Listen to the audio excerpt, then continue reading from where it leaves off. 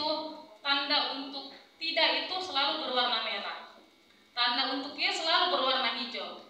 Nah, anak-anak itu udah nge-save sebenarnya, mereka tahu bahwa merah itu tidak dan hijau itu iya. Makanya di game-game itu Bapak Ibu, kata tidak itu selalu berwarna merah dan kata iya itu selalu berwarna hijau. Bu perhatikan di game-game untuk anak-anak ya. Nah itu untuk membuat mereka tuh secara otomatis gitu ya, nggak perlu membaca, tapi hanya perlu melihat warnanya. Nah dan itu bisa tuh untuk anak-anak ASD bahkan ini ya yang berkebutuhan khusus lainnya.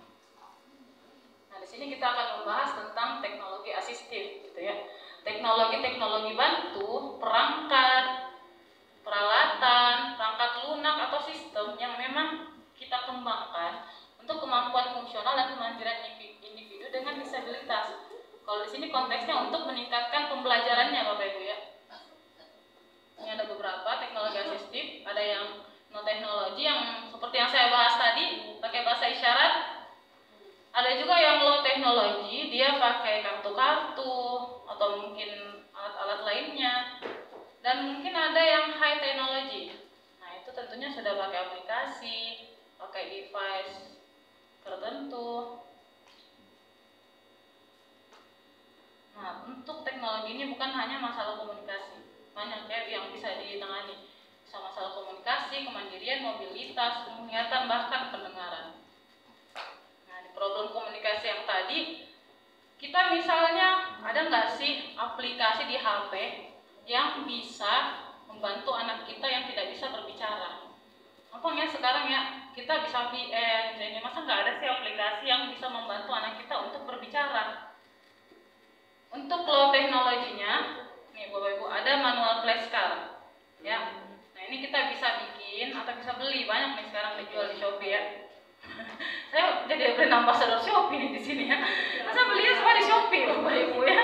Dari tadi Shopee terus. Nah ini manual flashcard bisa kita bikin sendiri Bapak Ibu ya. Nah yang mana yang kiranya kita mau lebih hemat misalnya ya, bisa bikin sendiri, cari gambar, digunting-gunting. Untuk mengajarkan misalnya saya mau ke toilet, mengajarkan dia lagi lapar harus menyerahkan kartu ini. Atau mungkin kita mau pakai aplikasi karena anak itu udah bagus nih menggunakan device seperti handphone atau tablet ya. Nah aplikasi kartu ini, tapi dia berbahasa Inggris ya Bapak Ibu. Terkadang memang ada anak ASD yang maunya bahasa Inggris terus. Nah ada kan biasanya tuh yang dia kayaknya cuma bahasa Inggris. Nah bisa pakai kartu ini. Untuk yang versi bahasa Indonesianya Bapak Ibu, saya baru menemukan satu nih ya. Dan ini bagus banget sebenarnya ya. Bisa di-download sekarang, nanti kita bisa praktek untuk aplikasi ini, cara menggunakannya. Jadi bisa di-download di Play Store, Lilo App, L-E-E-L-O-O ya. Cari di Play Store, L-E-E-L-O-O. Nah, cari nih Lilo. Lelo ya, misalnya Lelo, tapi bacanya Lilo ya. Apa? Iya. Bisa. Pokoknya ini ya gambar ini nih, kelinci warna ungu ya, boleh di download. Nanti kita praktek bagaimana cara penggunaannya. Nah ini menurut saya bagus banget ya Bapak Ibu. Ini berbahasa Indonesia. Nah ini satu-satunya yang app yang saya cari-cari memang dia bisa berbahasa Indonesia. Yang lainnya tuh English semua. Ya. Kemudian problem kemandirian. Nah pentingnya kita ajarkan kepada anak-anak ASD kita cara hidup secara mandiri, setidaknya untuk diri mereka sendiri. Jangan sampai dia sekolah tidak bisa menggosok gigi, nggak bisa mencuci tangan. Itu sayang banget ya, itu kemampuan dasar untuk hidup. Minimal dia tahu. Nah, tapi dia membutuhkan nih teknologi. Jangan sampai dia butuh peralatan mandi yang lebih guna digunakan. Kalau dia pakai sabun batang misalnya, jatuh mulu tuh sabunnya ya. Karena motoriknya kurang bagus misalnya. Atau dia mungkin peralatan makan, mulutnya sangat sensitif dengan besi. Nah jadi kalau dia pakai sendok besi itu nggak bisa. Jadi mungkin dia memakai sendok silikon. Ya, jadi itu termasuk alat bantu gitu ya untuk anak-anak kita. Ada juga nih high technology. High technology itu seperti misalnya nih anak kita tuh banyak kadang yang giginya kuning. Karena nggak bisa melakukan gerakan sikat gigi dengan benar seperti ini. jadi kesehatan giginya tuh terganggu. Banyak Bapak Ibu ya anak SD yang giginya kuning-kuning tuh. Karena memang nggak bisa gosok gigi, apalagi kalau orang tuanya kurang perhatian. Nah terkadang ya yang kuning-kuning aja giginya, akhirnya nanti rusak. Belum usia berapa giginya udah rusak. Nah ini kalau menggunakan electric toothbrush dia nggak perlu melakukan gerakan seperti ini lagi, karena dia bulu sikatnya sudah dibuat bergetar. Nah bisa membersihkan plak-plak di gigi. Jadi cukup begini, tidak perlu begini lagi. Dia cukup seperti ini. Gerakan motorik yang dibutuhkan lebih sedikit. Kemudian pakai audio atau video simulasi nih. Atau mungkin games-games simulasi yang banyak sekarang beredar di Play Store itu untuk 1 sampai 5 tahun terbanyak. Simulasi sikat gigi, simulasi mandi, simulasi mencuci tangan, itu banyak sekali di Google ya. Di Google Play Store. Nah, ini ada beberapa contoh nih. Ini ada seorang ibu yang membuatkan anaknya daily bedtime skate. Saya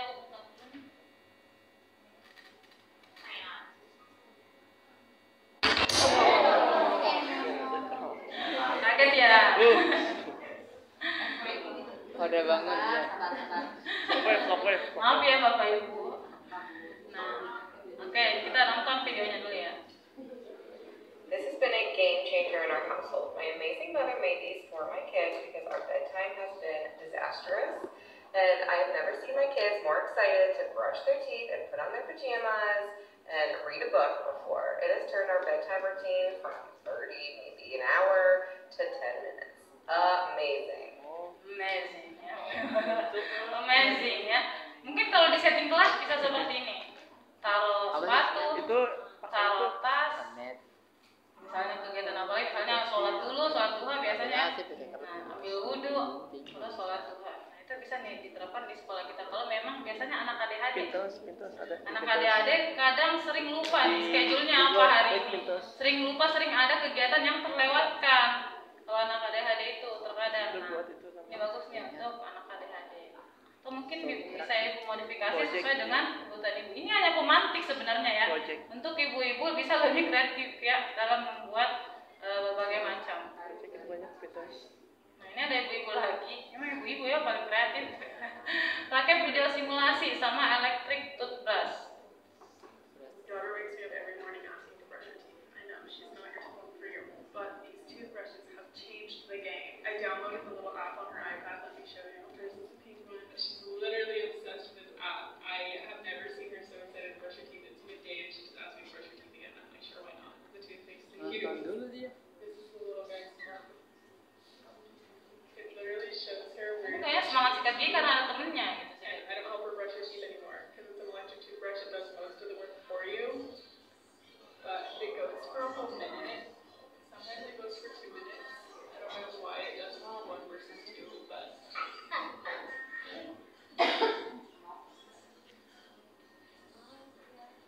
Jadi udah pakai electric toothbrush ya, makanya dia cuma gini. Nggak perlu dia. Nice job. It gives her a gift at the end here. What did you get? Another chicken leg? Padahal cuma dapat ayam goreng virtual ya Bapak Ibu. Karena seneng banget ya. Nah, anak-anak nggak bisa ketebak ya pikirannya. Nah dia cuma dapat ayam goreng virtual, tapi karena itu dia masih gigi. Ya, terkadang perlu memang dimotivasi ya. Karena memang kegiatan untuk kemandirian itu terkadang sulit dirasa ya. Sulit untuk misalnya menggosok gigi karena dia merasa bahwa tangannya nggak bisa. Tapi kita harus biasakan karena itu untuk diri dia sendiri, minimal kebersihan dia diri sendiri dulu ya, mandi, cuci tangan. Nah itu setidaknya harus kita ajarkan. Kadang juga di sekolah kita ajarkan, tapi pastikan bahwa itu juga dilakukan di rumah. Nah, jangan sampai udah diajarin di sekolah, di rumah nggak pernah dilakukan. Padahal sebenarnya kegiatan kemandirian seperti ini banyaknya di rumah. Nah, ada juga nih program mobilitas. Jadi ada teknologi ini untuk membantu anak yang memiliki disabilitas motorik, ya. Nah, tentunya kursi roda. Nah, ini kursi rodanya bisa naik tangga nih Bapak Ibu. Walaupun memang harganya nggak main-main, kita cukup tahu aja ya bahwa ada teknologi seperti ini. Nah, ini ada skuter, stairlift atau standing walker. Kenal Stephen Hawking? Kenal ya? Kenalan dulu deh, udah nggak ada orangnya. Dia terkena cerebral palsy, ya, cerebral palsy. Dia termasuk berkebutuhan khusus. Ya. Kita lihat nih secanggih apa kursi roda yang dimiliki Stephen Hawking. Ini kursi roda tercanggih di dunia, Bapak Ibu ya. Ini canggih banget. Powerful is a wheelchair worth hundreds of millions of dollars that only needs to move its eyebrows to write a scientific masterpiece. In a total of 55 years, from 1963 to 2018, Stephen Hawking's wheelchair has gone through 5 iterations and is the most technologically advanced wheelchair in the world. Before 1997, Hawking's first-generation wheelchair incorporated a text entry function. The cursor is controlled by 2 buttons that scan the keyboard for the alphabet and click to confirm when they encounter the desired letter. This allowed Hawking to compose at a rate of 15 words per minute. After 1997, as his progressive ankylosis worsened, the second-generation wheelchair eliminated the power unit and built a computer directly into it, powering the computer through the wheelchair's battery, making it even lighter. After 2007, Hawking's fingers also became uncontrollable, and only the muscles of his face could move. So the third-generation wheelchair was retrofitted with special glasses, equipped with powerful functions for muscle detection and eye capture. At this time, he could control the infrared emitter to select letters by turning his eyes. After the fifth-generation wheelchair, technicians added an interactive system so that he no longer needs to rely on the last muscle on his face to complete the spelling, but through any one of his micro-expressions. Nah, jadi semakin Stephen Hawking sakit, semakin canggih pula tuh wheelchairnya, kursi rodanya. Jadi awalnya Stephen Hawking cuma bisa menggerakkan tangannya ya, jari-jarinya, dan dia menulis buku dengan itu. Menggunakan kursi roda yang sudah terhubung juga dengan pencetan tombol yang tadi itu. Nah, tiba-tiba Stephen Hawking bertambah parah, tangannya udah nggak bisa bergerak lagi. Nah, akhirnya diciptakanlah kacamata khusus, di mana dia bisa menulis hanya dengan menggerakkan matanya. Oke? Nah, itu tersambung ke teknologi kursi rodanya. Nah, setelah itu dia semakin parah lagi nih, nggak bisa lagi gerak matanya. Oke, ternyata dia cuma bisa gerak alisnya doang. Dia menulis dengan alisnya. Ya, gerakan alisnya itu bisa menghasilkan kata-kata. Dan kemudian dikembangkan lagi. Kacamata yang tadi boleh lihat ada selamat ini. Nah, itu untuk membaca mikro ekspresi yang dihadirkan di mukanya Stephen Hawking. Jadi dia cuma menggerakkan sedikit otot mukanya sehingga dia bisa menulis. Nah, jadi ekspresi-ekspresi di mukanya dia gerak sedikit, ini udah nulis Bapak Ibu ya. Nah, ini kursi roda paling canggih di dunia ini ya. Jadi walaupun kita mungkin tidak bisa membelinya, kita cukup tahu ya bahwa ada nih teknologi seperti ini ternyata yang bisa mengcounter berkebutuhan khusus itu. Oke, kita lanjut. Bagaimana mengajarkan anak-anak kita yang punya problem pendengaran, yang nggak bisa dengar kita, dia cuma bisa melihat. Tentunya kita jangan berdiri di atas kekurangannya. Kita lihat kelebihannya apa? Kelebihannya di visual. Nah, kita bermain di visualnya. Ini yang pertama dulu, alat bantu dengar. Jadi alat bantu dengar ini bukan serta-merta dia pakai dan dia bisa mendengar seperti kita. Tidak seperti itu. Jadi ada anak murid saya, dia membeli alat bantu dengar 50 juta harganya. Wow. Nah, ya. Dia nggak bisa mendengar selain suara yang keras, teman-teman, pintu, hanya bisa mendengar itu dengan 50 juta. Jadi kita bersyukur banget ya dikasih telinga yang bisa berfungsi dengan baik tanpa harus membayar sepeser pun. Ya. Nah, dia membayar 50 juta hanya untuk mendengar suara-suara keras, hanya untuk menghindari dia dari bahaya. Nah, jadi kalau ada teman keras kan bisa ada benda yang jatuh atau apa. Nah, setidaknya dia bisa mendengar itu untuk melindungi diri dia dari bahaya. Atau mungkin ada yang memanggil dia keras. Nah, itu pun dia nggak dengar seperti yang kita teriakkan. Nah, dia hanya mendengar bahwa ada suara dari situ yang keras. Nah, jadi kita bersyukur dia bisa mempunyai telinga tanpa membayar sepeser pun. Kemudian bisa flashcard nih. untuk menghubungkan antara kata-kata dengan makna yang sebenarnya. Jadi dia kalau kita tampilkan tulisan tertawa, dia nggak ngerti tuh maksudnya apa. Itu hanya sebagai simbol-simbol tuh menurut dia. Nah, makanya di balik flashcard itu ada ekspresi di situ ya, bahwa tulisan tertawa itu maknanya tertawa. Nah, aneh ya kita kedengarannya, karena kita bisa mendengar orang, oh itu namanya tertawa. Nah, sedangkan mereka nggak bisa. Mereka tuh membaca ekspresi kita. Jadi hati-hati dengan anak tunarungu itu, mereka memperhatikan sekali ya ekspresi kita. Jadi saat berinteraksi dengan mereka, kita gunakan ekspresi yang friendly gitu ya. Nah, ini salah satu aplikasi transkripsi instan.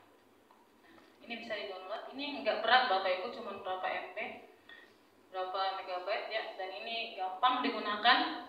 Jadi aplikasi ini bisa di-download, nanti kita simulasi lagi. Nah, ini pernah digunakan oleh anak murid saya. Jadi dia mau membeli sesuatu, tapi dia harus menunggu tuh waktu itu. Nah, dia menggunakan ini nih di HP-nya, dan dia mengarahkan ke lubangnya itu, dan ini mengubah dari speech to text. Nah, jadi anak itu tidak perlu nih mendengarkan, hanya perlu melihat apa yang dibicarakan orang. Jadi pembicaraan kita akan menjadi tulisan. Nah, dia bisa mendetek tuh. Ini bisa kita lanjut dulu, nanti kita prakteknya terakhir. Nah, ini lebih parah lagi ya, gimana ngajarinnya nggak bisa ngelihat. Kita harus pakai apa nih? Apakah kita yang ngomong terus sampai suara kita habis? Nah, kita bisa dibantu ya oleh teknologi. Ini tentunya tongkat ini untuk membantu mereka mobilitas ya kemana-mana, untuk menghindari bertabrakan dengan benda-benda. Ini yang sudah sering kita lihat. Dan ada dua aplikasi ini, Be My Eyes dan Envision. Nah, maaf ya Bapak Ibu, ini memang modelnya orang Inggris semua nih. Karena memang teknologi itu lebih berkembang di sana ya. Saya nggak ada nyari video yang orang Indonesia, nggak ada nih. Mungkin Bapak Ibu bisa nih bikin videonya tentang menggunakan penggunaan aplikasi ini ya, untuk mengenalkan nih ke orang-orang bahwa ada nih aplikasi seperti ini dan bisa kita gunakan. Nah, Be My Eyes ini kita yang bisa melihat bisa mendaftar di aplikasi ini sebagai volunteer. Dan orang-orang buta mendaftar di aplikasi ini sebagai pengguna. 4 hari atau 5 hari yang lalu saya menerima telepon nih dari aplikasi ini, Be My Eyes. Nah, saat itu ternyata orang buta tuh yang nelpon kan. Dia bertanya bahwa, Bu, saya mau minta tolong dipilihkan kerudung karena saya mau pergi. Nah, oke, Bu, apa nih yang harus saya lakukan? Bu, bisa tolong jelaskan baju saya seperti apa? Ini nggak tahu Bu, bahkan bajunya itu seperti apa. Saya bilang, Ibu pakai baju warna merah, polos, ada kancingnya di tengah. Oh, oke. Celana saya apa Bu? Nah, dia taruh tuh HP-nya.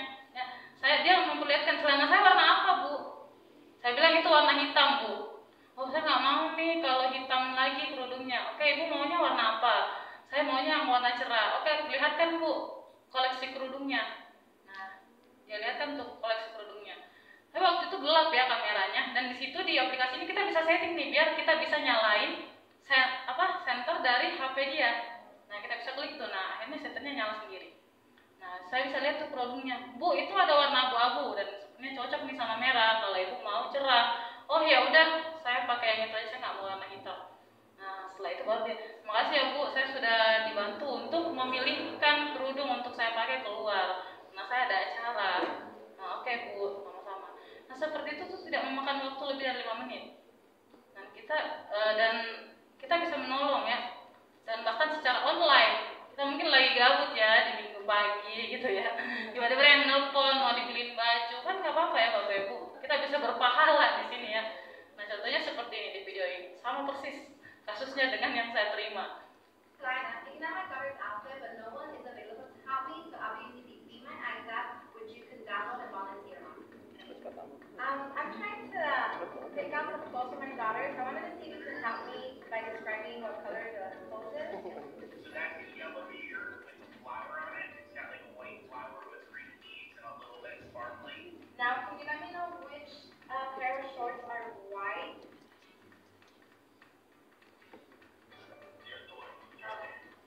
Jadi memang sama ya waktu saya nelfon dia, kasusnya juga seperti ini. Dia minta tolong untuk dipilihkan baju. Nah, cuman yang telepon saya itu orang Indonesia ya, karena saya pilihnya di situ Indonesia bahasanya. Jadi saya cuma dapat telepon dari orang Indonesia.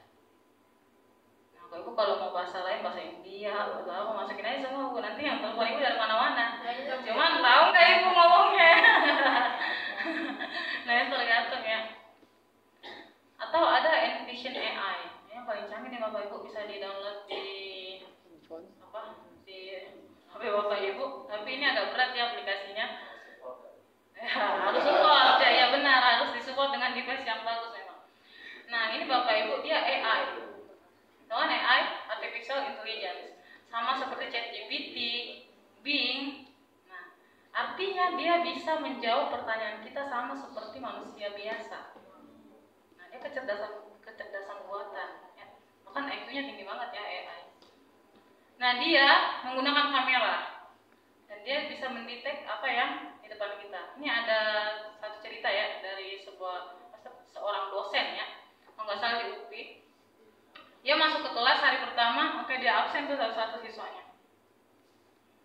Hari kedua dia nggak absen lagi Bapak Ibu. Ini bisa menyebutkan nama orang yang ada di situ. Ya, Envision AI ini bisa menyebutkan nama orang yang muncul di layar itu.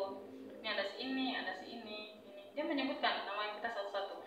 Nah, si dosen tadi udah nge-save. Ini namanya ini, namanya ini, namanya ini. Dia nge-save mukanya. Ya. Nah, jadi ini memang bersifat AI. Dia memang dibangun berdasarkan AI dan akan berkembang terus tentunya kalau AI. Ya. Nah, jadi bisa jadi misalnya dia dapat obat. Dia scan ya, pakai kamera itu.